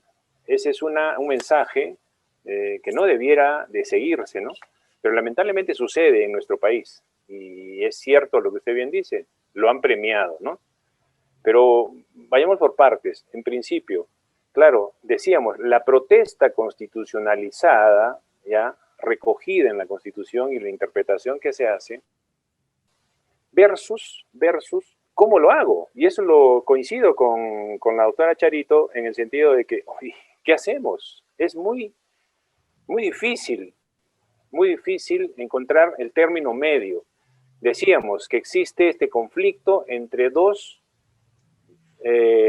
si se quiere, derechos fundamentales. El derecho a la protesta, que ya está consagrado así, y el derecho al libre tránsito, por ejemplo, al orden público, que también tiene que respetarse. ¿Por qué? Porque el Estado, pues, es el que tiene que hacer respetar esto. ¿Y bajo qué niveles, bajo qué límites? Decimos, señor, ningún derecho, por más fundamental que sea, es absoluto. Tienen límites. Nuestro problema está en cómo determinamos esos límites. Si se presentó el conflicto, estamos frente, claro, como ustedes bien saben, existe la ponderación que se tiene que hacer en la evaluación. Determinar ciertamente si este derecho fue legítimo o no. En el caso de Adubire, recuerdo que ellos protestaban y la protesta fue legítima. ¿Por qué fue legítima? Porque previamente a entregar cierto territorio para una concesión minera, no se consultó previamente al pueblo. Cuando existe una norma que dice previamente tienes que consultar al pueblo y el pueblo tiene que darte la anuencia, mayoritariamente. Esto no pasó en el caso de Adubire. Se saltaron ese proceso que estaba regulado, estaba normado. Entonces, los señores aymaras protestan y dicen no es posible, ellos más por el tema ambiental, pero sobre todo el tema legal estaba en el medio. Se dice, por eso la Corte Suprema, es legítimo el derecho a protestar para esta señora. O sea, lo que estás reclamando es legítimo. ¿Cómo lo haces? ¿Cómo lo haces? No destruyas SUNAT, no mates gente, no vulneres derechos. Esa era la advertencia que da la Corte Suprema en su sentencia final. Y existe esto, ¿no? Pero además se van, me parece, al tema para resolver esto, de que tienen que aplicar normas internacionales. Normas internacionales, por tratarse de gente aymara, creo que hay una convención dentro de los tratados internacionales, sobre todo en el tema de trabajo, que como son aymaras, tienen que tener consideración respecto a la cultura que tienen. No es el tema del artículo 15 del Código Penal del error de prohibición culturalmente condicionado, es algo distinto, ¿no? Pero se tiene que tener en cuenta para efectos de ¿qué? De la sanción.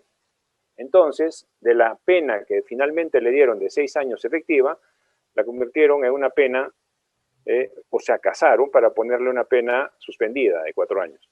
De alguna forma alivió en algo, pero sigue con la condena. ¿Qué es lo que sucede en el segundo aspecto de la paradoja? Estamos generando, como decía, líderes mientras más violentos, más aceptados por la población. Y eso es muy peligroso. ¿Por qué es peligroso, mis queridos amigos? Porque de todo lo que estamos hablando y sacando una conclusión, hay una pregunta que bien la hizo la doctora Charito en su PPT. ¿La protesta social debe penalizarse o le interesa el derecho penal? O sea, debemos solucionar esto. Si llegamos al límite, como bien dice ella, nadie hace nada, se desborda. Los actores tienen que intervenir, policía, Ministerio Público y finalmente el Poder Judicial, con su trabajo normal, ¿no? Qué difícil es conseguir un acta ante una multitud de gente, elaborarla muy bien, subsumir una conducta cuando no sabemos quién, si hay un dron o no sé si lo identifican porque están de repente, como pasó en los espartambos, todos protegidos con barbijos y no son identificables. Y todos trancan la carretera y todos dañan. ¿Cómo hacemos? ¿Cómo hace la policía para recoger un acta? Me preguntaba me parece que hay un coronel que estaba a cargo, como bien ha recordado el doctor, el general. No recuerdo quién era su encargado ahí.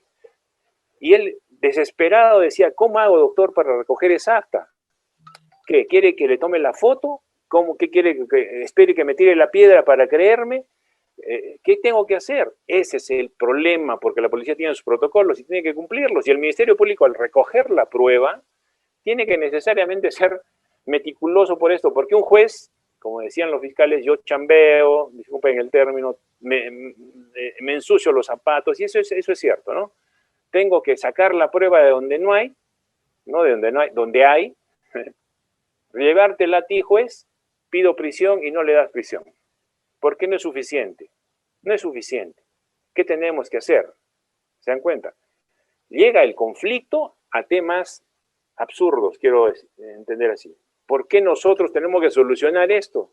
Cuando se pasó lo primordial, como dice la Defensoría Pública, solucionen el conflicto a nivel político, a nivel de las instituciones, que tengan las instituciones el empoderamiento suficiente para solucionar todos los conflictos, que utilicen el Código Penal o las conductas punitivas en última instancia.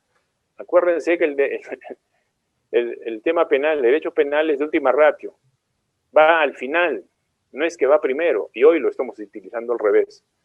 Por eso, concluyo, estamos bajo esa premisa que muy bien me pregunta Lorena, los violentos, y eso es peligroso para este Estado, para la sociedad, los violentos están adquiriendo simpatía, son elegidos, y eso no debe de ser, porque nos están desnaturalizando un Estado social, democrático, de derecho, respetuoso de normas. Quiere decir con esto el mensaje, no respeto las normas, sigo trancando, y finalmente logro mi objetivo, y ese señor es el héroe de la jornada, es el que debemos elegirlo porque es el único que hace algo por la sociedad, por la comunidad, etc. Eso sería la respuesta. Muchas gracias, Lorena. Muchas gracias, doctor Johnny Cáceres, por su respuesta. Seguimos con más preguntas. Tenemos una pregunta para el general Enrique Blanco y también para la doctora Rosario Lozada. En ese orden, entonces, general Blanco, la pregunta que nos hacen está relacionada a el tema de las sanciones. Sabemos que las prisiones están en algunos externas a la prisión por actos vandálicos durante las protestas que ocurran en el país. Bueno, como lo dijo el representante del derecho, no hay que criminalizar la protesta por la ineficiencia e ineficacia de las autoridades que tienen solución a los problemas. Los problemas tienen solución, no es que no tengan solución, sino que lamentablemente, pues, repito, acá no vivimos en un Estado, con un gobierno donde existe, digamos, una idea con política, un proyecto político que todos tienen el mismo norte. Acá no, acá hay que decidir este presidente, ¿se hace o no se hace? O sea, la forma presidenciable hace esa situación. Tú te refieres respecto, creo, porque se interrumpió algo la señal, a si es necesario incrementar la población penal. Yo creo que no, ya está saturado. La pregunta general iba por qué alternativas a la prisión en una cárcel usted propondría Ya. algunas O sea, alternativas de es sanción. un tema que le competiría al Ministerio de Justicia, porque él está a cargo del Instituto Nacional Penitenciario. La Constitución dice que la finalidad, y el Código Penal también, la finalidad de que una persona vaya a cumplir condena es rehabilitarla. Pero yo le pregunto, ¿realmente se rehabilitan estos penales cuya población está exponencialmente superada, donde no se puede cumplir justamente esa finalidad de rehabilitación? Entonces, no, habría que ser más creativos, habría que ser de alguna forma, no tampoco tener una población ociosa que tiene que darle alimentos, lo priva de su libertad, y sobre todo en esta época de pandemia, habría que ser mucho más creativo, ¿no? Solución, indudablemente, no criminalizar las protestas, no criminalizarlas, pero también hay que ver que hay desadaptados sociales que aprovechan esto, porque hay enfermos sociales, o sea, esos que instintivamente le gusta ocasionar daño, o sea, tienen un resentimiento hacia la sociedad, hacia las personas, que aprovechan estas circunstancias y estos eventos para causar daño, ¿no? ¿Cómo te puedes explicar que en la última protesta hayan quemado una ambulancia o pasa un ómnibus con pasajeros y lo apedrean? O sea, hay extremos también. Respecto también a la policía, en todo lo que es tema de protesta social, no lleva armas letales, o sea, no lleva armas de fuego, solamente lleva armas disuasivas y agentes químicos para controlar la protesta. Esos los protocolos lo prohíben. Y en cuanto a probar en la escena de crimen y ubicar dentro de la escena de crimen a los presuntos autores, se hace difícil, pues, porque tú en plena intervención, no, a ver, guárdate, no te muevas, te va a tomar una foto, te va a filmar, ¿no? Para poder ubicar dentro de la escena de crimen. Entonces, eso también se hace difícil y eso deberían tener en cuenta también las autoridades. O sea, vamos no solo al objetivo de ver a aquella persona que tiene todo el derecho. Yo, transportista, de la noche a la mañana me sube 40% de combustible y me suben los peajes. Y eso sí me perjudica. Pero cuando el petróleo bajó a precios por debajo de cero, o sea, te pagaban para que compres, para retirar los petróleos porque los almacenes a nivel mundial están saturados, no bajó un centavo la gasolina y el combustible. ¿De qué pasa? ¿Por qué cuando sube sí me afecta y cuando baja no me beneficia? ¿Por qué? Porque es un manejo incorrecto, es un manejo inadecuado, no es un manejo real. No quiere decir con esto que se subvencione la gasolina o no se subvencione el petróleo, pero hay que ser realista, pues algo está pasando, mucha burocracia de repente. Muchas gracias, general Blanco. Y la siguiente pregunta para la doctora Rosario va de la siguiente manera.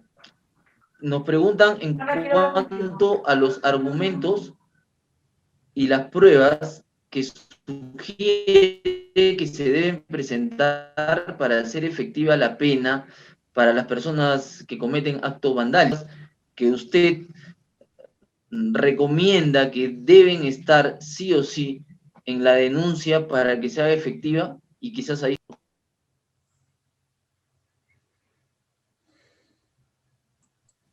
Sí, no lo he escuchado bien, pero creo entender que ustedes me están preguntando cuáles son los elementos de convicción que necesitamos para formalizar una investigación preparatoria, ¿sí? En otras palabras. Exacto, ¿no? ¿Qué argumentos, qué pruebas son las que se necesitan para que sea efectivo? Miren, en primer lugar, nosotros, como Ministerio Público, tenemos que tener una buena acta de intervención. Esta es la partida de nacimiento para los hechos que nosotros vamos a investigar posteriormente. Si el acta de intervención que la levanta el Policía Nacional no es un acta completa, en realidad nosotros no podemos hacer mucho después cuando ya empezamos la investigación. Porque obviamente hay un derecho de defensa que nosotros también tenemos que cuidar como defensores de la legalidad. Y entonces, lo que no aparece en la primera acta, ya no puede aparecer en ninguna acta más, ¿no es cierto? Entonces, el primer punto es, como les dije, la partida de nacimiento de esta investigación va a ser el acta que es levantada por el policía. Muy bien, ¿esta acta se tiene que levantar en el lugar de los hechos? No, no necesariamente. Ya ha habido pronunciamiento de la Corte Suprema respecto a este hecho. Claro, yo no puedo levantarla en el lugar de los hechos porque estamos en pleno enfrentamiento. ¿Yo cómo me voy a poner a escribir allí? No. Nos han dicho, y así lo ha dicho la Corte Suprema, que el acta puede ser levantada en la comisaría, haciendo conocer esta eventualidad, que precisamente no se levanta en el lugar de los hechos por las cuestiones como pasaron, ¿no? Adicionalmente a ello, nosotros, como Ministerio Público, nosotros requerimos del hecho, del fáctico. Nosotros no queremos una calificación jurídica, ni que se adecue el hecho a una calificación jurídica, porque nosotros lo que vamos a hacer es que respecto a esta acta, vamos a ver si lo calificamos o no como delito. Muy bien. Adicionalmente a ello, también, en estas actas que son importantes para nosotros, por ejemplo, ¿no? Se me imagina, tendríamos que describir exactamente lo que ha pasado en la escena. Aquí, en Cerro Colorado, en este último paro, bloquearon la vía. Pusieron, digamos, unas llantas y quemaron las llantas. Yo voy a subsumir este hecho penal, voy a subsumir este hecho como disturbios. No, no lo puedo subsumir como disturbios. ¿Por qué? Porque en esto de quemar las llantas, podría yo indicar que ha habido un grave daño a la propiedad pública. Necesitaría un peritaje físico, ¿no? Para establecer de repente que con esta quema de llantas se ha malogrado el asfalto. Pero yo, como fiscalía, me iría por el otro tipo de penales que es contra la seguridad pública, en el sentido que ahí sí puedo probar que se ha impedido, se ha estorbado o se ha entorpecido, por ejemplo, el normal funcionamiento del transporte público al poner estas piedras. Entonces, nosotros, ¿qué es lo que tenemos que hacer? Hacer peritajes, hacer actas IC, se llaman, IC, ¿no? Que son de inspección criminalística, que las hacen los peritos, donde se establece, además del acta que ya les he dicho que es la general, se hacen digamos, este IC, del levantamiento de todo lo que se ve, en realidad es como una vista de ojos para un abogado, ¿no? Entonces se describe ello, tiene que haber también pericias físicas para determinar si se quemaron o no llantas, para determinar si se malogró o no el asfalto, por ejemplo, para determinar si hubo o no hubo, por ejemplo, daños de gravedad a la propiedad, y eso se hace valorizando los daños, ¿no es cierto? Adicionalmente a ello, sí nosotros ahora les puedo decir que en estas protestas va un grupo de policías que están, digamos, identificados, pero va un grupo de inteligencia, ¿no? Que es de seguridad del Estado, donde el grupo de inteligencia va detrás a efecto de determinar quiénes son las personas que han intervenido en este hecho, ¿no? Y por eso es tan importante el acta, porque allí yo puedo describir cómo estaba la persona que tiró la piedra o la persona que quemó la llanta, ¿no? Estaba vestida de tal forma. Y cuando la detengo, también describo cómo está vestida, ¿no? Entonces, son todos estos actas que nosotros requerimos para posteriormente poder solicitar una prisión preventiva. En Arequipa, los estándares son altos. El Poder Judicial nos ha puesto estándares altos para que nosotros podamos pedir prisión preventiva. Y está muy bien, porque se tiene que garantizar el derecho de defensa de las personas también, ¿no? Pero también nosotros, como representantes del Estado, tenemos que garantizar, si ya se ha dado la protesta, que vuelva la calma a nuestra ciudad. Como lo ha dicho el general Blanco y el doctor Cáceres, Arequipa sí se ha caracterizado por trabajar bien el tema penal cuando hemos intervenido y hemos tenido sentencias condenatorias en el caso de Tía María. Hemos tenido sentencias condenatorias, ¿no? Y esto gracias a la participación activa del binomio policía y fiscalía, porque hemos hecho grabaciones en las que se ha grabado cómo tiraban las piedras y todo lo demás. Ahora, yo solamente quisiera terminar diciendo algo que me parece importante. Tiene que ser una política pública del Estado fortalecer y desarrollar estrategias de contención de la pobreza en el Perú. Hoy con la pandemia hay gente mucho más pobre que antes y esto genera conflictos sociales.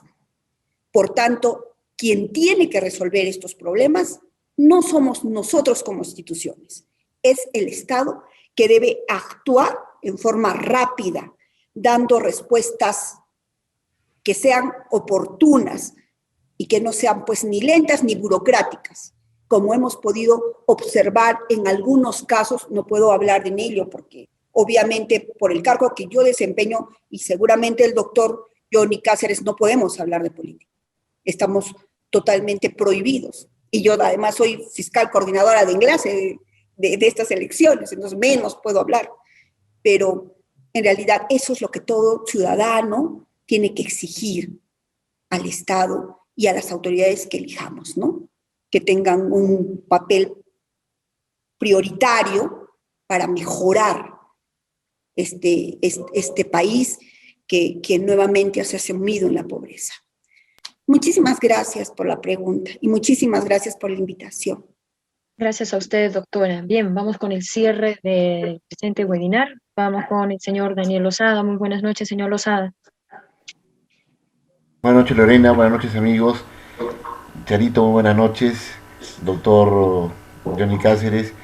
Mi general Blanco, siempre usted marcando la pauta del derecho ciudadano y defensa del Estado. Jaime, amigo, realmente esta plataforma que nos permite a la universidad compartir a la Cámara de Comercio y a la Sociedad de Arequipa de gran docencia ciudadana y nos permite disfrutar de un diálogo alturado, de un diálogo democrático, que es el eje del desarrollo de nuestro país, de nuestra sociedad, en donde la protesta social se convierte, a la visión mía de ciudadano, en una necesidad, porque no podemos quedarnos como ciudadanos, como población, en silencio ante tan graves actos de corrupción. Bien decía el doctor Johnny Cáceres, no hay derecho absoluto, obviamente, pero no podemos ser insensibles ante la impunidad que vemos que ante el impedimento de criminalizar la protesta, en sí como protesta de hecho ciudadano, la incapacidad del Estado, la capacidad de nuestro establishment de sancionar la incapacidad y la corrupción generada por la clase política. Realmente esta crisis profunda moral que sufre nuestro país, como bien lo han diagnosticado ustedes, nos invita a ir a los extremos, ¿no? A radicalizar las posiciones, y mientras más violenta es aparentemente más legítima y más eficaz. Por eso la delicada función tanto de nuestra policía, de nuestro Poder Judicial, del Ministerio Público y de la ciudadanía en general, de la academia, en lograr educar, en lograr formar, en lograr impedir este escalamiento a la violencia social en nuestro país, aunado, como decía Charito, por la gran pobreza en la cual la pandemia nos está subsumiendo. Definitivamente es un momento muy difícil para nuestro país, es un momento muy delicado para los operadores de justicia y para nuestra Policía Nacional, que también ha sido maltratada lamentablemente por esta avidez de seguir a la turba como vocero del sentimiento popular. Como agricultor nos vimos muy perjudicados, por ejemplo, la turba que irrumpió y paralizó, bloqueó la carretera en Ica en diciembre, violenta, muy violenta, provocó que una de las leyes más importantes para el desarrollo de nuestro país, que es la Ley de Producción Agraria, sea derogada. En récord se derogó y se implementó una nueva ley sustitutoria en 15 días, imperfecta, con muchos problemas, errores, pero lamentablemente cuando tenemos una clase política débil, un Estado realmente que no tiene la calma, no tiene la concentración, la conciencia como para no dejarse llevar por las turbas, es muy delicado. Por eso reitero la gratitud a ustedes por habernos acompañado en este webinar. Definitivamente ha sido muy rico, muy importante en ver y constatar lo delicado que es para el Poder Judicial, el Ministerio Público y nuestra policía, repito, manejar y articular la paz social en nuestro país dentro de un esquema de desarrollo. Muchísimas gracias y Lorena, te dejo la conducción. Muchas gracias. Muchas gracias, señor Daniel Osada, representante de la organización SADA. Señores, vamos a ir culminando el evento de hoy y para ello nuevamente le cedemos la palabra al doctor Jaime Mujica para que dé las conclusiones del día. Adelante, doctor Jaime. Bien, definitivamente creo que yo tenía dos disyuntivas, ¿no? Hablar de la calidad del evento, porque definitivamente ha sido un evento de calidad. Hemos visto realmente el rol de la policía, el rol del Ministerio Público y el rol de los jueces, de cómo han actuado realmente, no solo a través de la concepción doctrinaria que tienen, sino a través de un problema que en Arequipa fue muy grave, como fue el problema de Tía María. El doctor Johnny y el general Blanco participaron de ese evento. Un evento que casi no tuvo muertos. Recordaba el general que llegaron 4.000 policías con la idea de reprimir definitivamente la protesta social. Faltó poco para la intervención del ejército. La fiscalía, como dice el doctor Rosario, siempre realmente trata de encontrar justificación antes de acusar. Pero creo que el manejo de un evento tan difícil como ese reflejó que cuando existen voluntades y personas capaces que cumplen su rol y van con su responsabilidad y su obligación más allá de lo que les da a veces la ley, tenemos realmente eventos de esta característica donde hemos podido comprobar que definitivamente el problema no es ni la policía, no es el Ministerio Público, no es realmente el Poder Judicial, ¿no? El problema realmente es de dónde parte. Y yo voy a tomar las palabras que dijo el doctor Johnny Cáceres cuando dice que en España hablaban de nosotros, que decían que para hacer una ley en Perú basta bloquear una pista. Y eso realmente cae con lo que dice Daniel, ¿no? Había una ley, la ley de promoción agraria, que provocó que de 300 millones de dólares de agroexportaciones subiéramos a más de 8.000. Bastó bloquear una pista con piedras y impedir el tráfico para que realmente esa ley fuera derogada. Y no solo eso, yo creo que hablaba el general Blanco y decía del viceministerio de la gobernanza, que prácticamente está dedicado a tratar de buscar los conflictos y problemas sociales que se dan y evitarlos. Y convoca lógicamente a los actores comprometidos. Convoca al Ministerio de Economía, en el caso de la gasolina, al Ministerio del Interior, y ellos mandan realmente personal que no tiene la capacidad de decidir. Estamos en un modelo presidencialista donde el presidente prácticamente tiene la última decisión, pero ¿qué decisión podría tomar? Yo digo, en el caso de Arequipa, por ejemplo, se han perdido durante 5 días leche, se han producido conflictos, se han incendiado ómnibus y se ha perdido la fe realmente, para que ese mismo gobierno, el día viernes en la noche, antes de que el sábado tengan que rendir cuentas ante el Congreso, pues sencillamente solucionen lo que debían haber hecho antes de que se dé el conflicto. Entonces, esto creo que refleja que el problema realmente parte de la incapacidad del gobierno.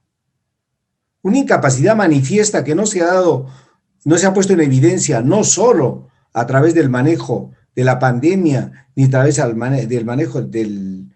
manejo de la crisis económica, sino que se va a dar de manera más difícil todavía cuando tengamos que afrontar algo que va a ser grave. El doctor Johnny decía que la protesta está institucionalizada y reconocida por la ley, por la Constitución. ¿Tenemos derecho a protestar? Sí. ¿Y hasta dónde? ¿Cuál es el límite de nuestra protesta? Es justo que en la protesta tengamos que conculcar los derechos de los otros, causar daño a la propiedad. Jean-Paul Sartre decía, mi libertad acaba donde empieza la tuya. Y creo que debíamos partir de eso, que definitivamente como país necesitamos darnos cuenta de que nosotros tenemos derecho a protestar, porque definitivamente creo que tenemos que hacerlo, porque las cosas que estamos viendo a través de las gestiones políticas definitivamente no son nada aconsejables. Y es momento que protestemos, pero lo importante sería que esta protesta no sea manipulada, no sea manejada, que esta protesta tenga consistencia en lo que se plantea y que se escojan realmente las vías para dejar sentir nuestra desazón por lo que está ocurriendo, pero sin tener que vulnerar y crear una crisis más grande de la que ya tenemos. Entonces, sinceramente, a los ponentes, a Enrique, al doctor Johnny, a la doctora Rosario, creo que nos han dado una exposición magistral de las funciones de cada una de sus áreas y de la forma cómo debe manejarse realmente aún en situaciones de emergencia. Pero el problema, yo creo, de la protesta en el Perú va más allá de lo que son los sectores de ustedes, va a un gobierno incapaz, corrupto y mentiroso. Es lamentable, pero creo que seguimos en una situación de esta naturaleza. Ojalá realmente ustedes llegaran a juzgar realmente no a los que protestan, sino a los que ocasionaron la protesta. Muchísimas gracias por esta noche. Gracias, doctora, a usted. Y bien, nos despedimos. Agradecemos la participación y sobre todo el tiempo que nos han brindado nuestros expositores, el doctor Johnny Cáceres, el general Enrique Blanco y la doctora Rosario Lozada. Gracias por estar con nosotros y la verdad ha sido un tema muy exquisito que se ha podido desarrollar el día de hoy para conocer más acerca de la legalidad de la protesta en nuestro país. Nos despedimos, Eric, para el cierre. Así es, Lorena, agradecemos a todas las personas que nos han acompañado en las redes sociales. Les recordamos que este material quedará grabado en nuestro canal de YouTube. Un abrazo para todos. Nos encontramos el próximo miércoles con otra edición de Ventana Sanmartiniana.